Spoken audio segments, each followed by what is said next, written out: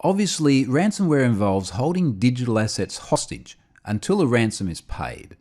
And most frequently these days, that means seeing ransomware that will actually encrypt files such that they're entirely illegible but easily unlocked with a decryption key.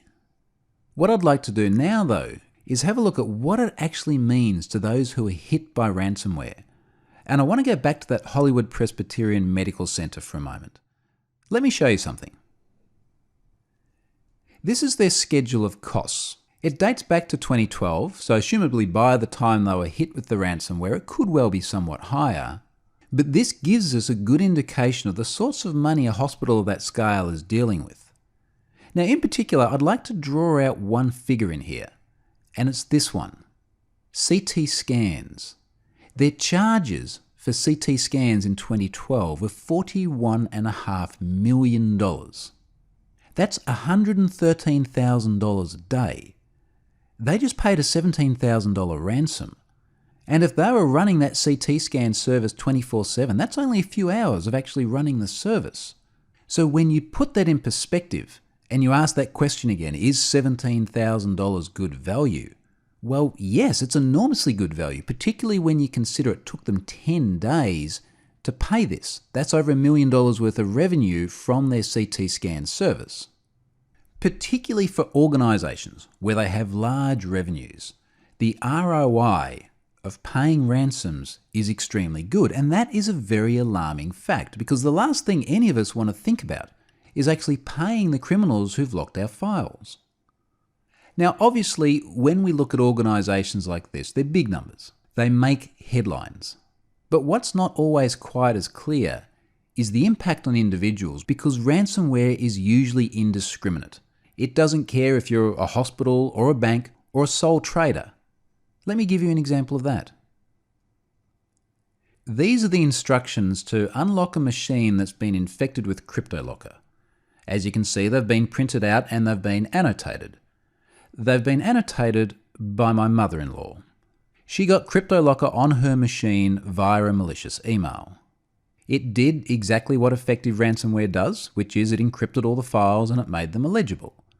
Now for her, that made things very difficult because she runs a small business. She needs access to things like documents and spreadsheets in order to actually earn income. This is by no means a multi-million-dollar business like the Hollywood Presbyterian we saw just before, but for her, this was enormously damaging. And it wasn't just damaging in terms of the loss of revenue and the time and the effort it took to deal with it, but have a read of the comments she's written here. Have a think of the state of mind that left her in when she found that someone had deliberately made her files inaccessible. She's irate. She was in a panic. She was very upset about it. And she is just one of millions and millions of people that are being infected with ransomware. Fortunately, in her case, we were able to recover without paying the ransom. We had a good backup strategy running and we restored from there. And certainly that's something I'll talk about later on in the course when we get into defensive measures. But so many other people don't have that choice. And demands like what you see here are very carefully orchestrated to convince that person to pay. There's a certain amount of social engineering going on here. They're creating fear and urgency and trying to prompt the victim into action. And again, think about the scale of this.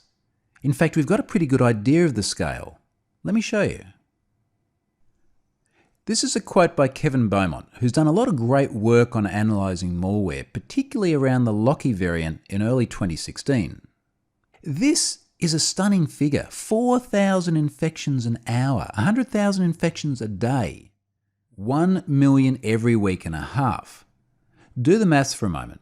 You don't need many people to pay very much money at all, and this becomes an enormously lucrative business. So when you consider that, you can see why ransomware is becoming so popular. We just talked about it being a good ROI on the victim to pay for it, and we can see here that it is spreading like wildfire.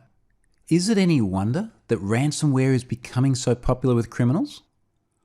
Part of what makes this infection rate so high is the way that it's distributed in such an indiscriminate fashion. And because it is distributed so indiscriminately, we see all sorts of different organisations being impacted by it. Let me show you what I mean.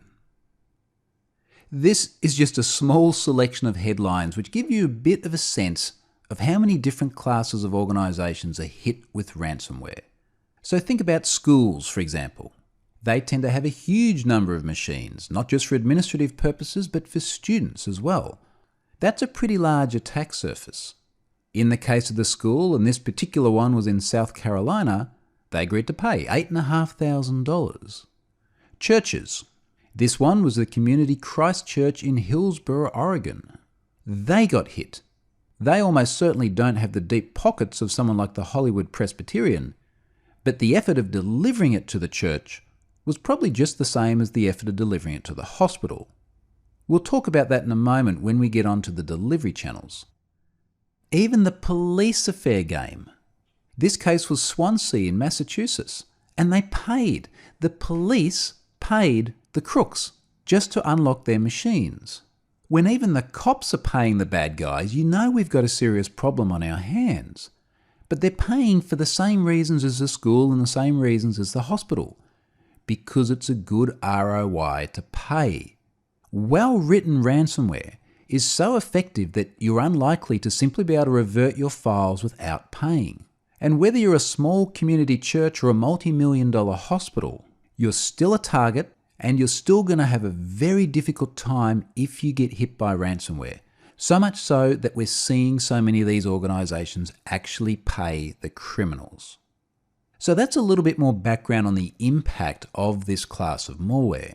Let's go and talk about how it actually gets onto these machines in the first place. Let's talk about ransomware delivery channels.